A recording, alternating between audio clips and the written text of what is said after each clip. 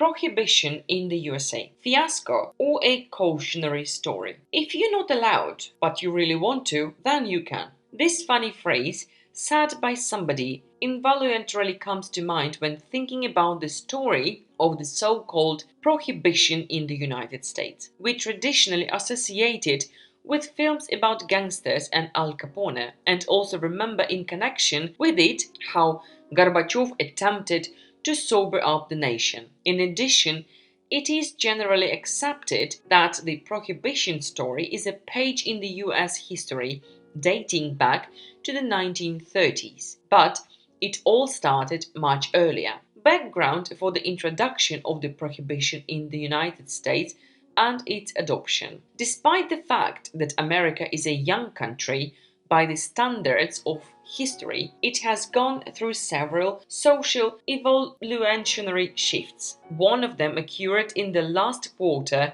of the 19th century, when the traditional Anglo-Saxon image of society began to rapidly change under the influence of a new wave of European immigrants, especially Italians and Spaniards. They brought a lot of new things to society, including the habit of living happily, openly, including with an abundance of booze. Many people in the conservative American society did not accept this, believing in particular that the decline in morals is due to the growth of drinking venues, saloons. A number of parties and political movements of a conservative persuasion have emerged advocating a restriction on alcohol consumption or even complete ban of it. In particular, the Anti-Saloon League movement, which was very influential in a number of states, has declared the introduction of prohibition as its ultimate goal. This statement was made in 1913, and 3 years later,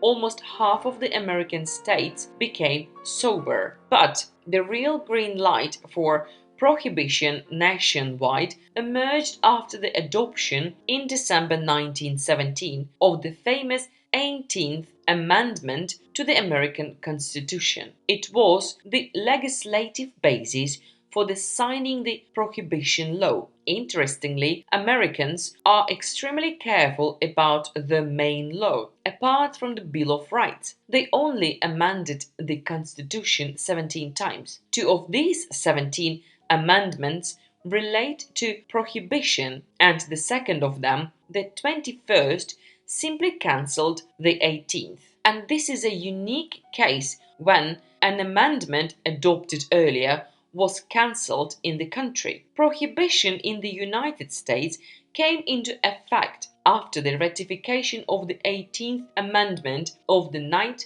of January 1617 in 1920. We should say that in those days, and even now, the voices of cynics do not cease, claiming that the prohibition was adopted not much for the purpose of improving the moral health of the nation as for purely economic reasons. In those years, the cost of wheat rose sharply on the world market, not least due to the collapse of the Russian Empire. Selling grain has become much more profitable than distilling it into the alcohol, which the US business community was well aware of. In addition, America was rapidly industrializing. It needed a whole army of young workers, and it was better if they are sober. However, there is only one thing as a fact. Prohibition was announced in all states, and the authorities began to implement it. Prohibition implementation and its consequences. It soon turned out that it was not easy at all for the federal authorities to control the implementation of the prohibition law. After all, it was supposed to bring a complete ban on the production and import of alcohol, as well as a ban on its sale. The main difficulty can be said in one simple phrase: many people were thirsty. This led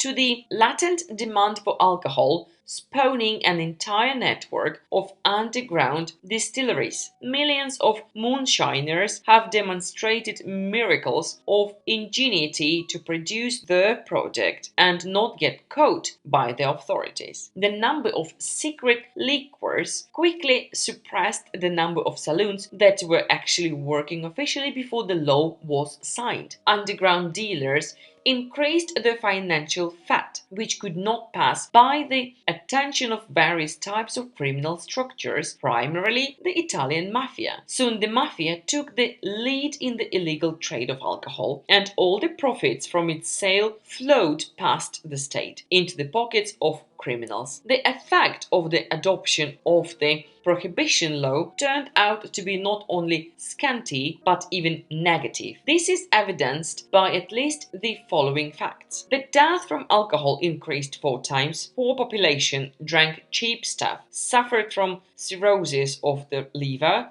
and turned into chronic alcoholics. The authorities spent huge amount of money on the fight against bootleggers, comparable to defense spending, and the number of people involved in this stupid struggle was estimated at 1.5 million. The country was rapidly developing legal nihilism, disrespect for the laws as they are. The law-abiding American nation was becoming a society of speculators, gangsters, and moonshiners who were busy thinking about how to deceive their own state. Disregard for law and authorities has become almost a habit. There was rampant corruption of all branches of authorities, especially the judiciary. The only bright side in these statistics is that the alcohol consumption per person did indeed drop significantly and remained so until World War II. By the mid-1920s, the complete failure of the prohibition law idea became obvious. Moreover, the year of the Great Depression began. The state was in dire need of additional finances. Only the lazy did not understand. The law must be abolished. But the conservatives in power would never have taken such a step. For them, this would mean defeat in the eyes of the Democratic Party. Only the President Roosevelt, the Democrat, repealed the prohibition law. This happened on December 5, 1933, when the 21st Amendment to the Constitution, which we have already mentioned, was ratified. So the prohibition story taught Americans a lot. These are both economic and socio-political lessons. Don't forget to subscribe and like it. Thanks for sharing, and bye bye.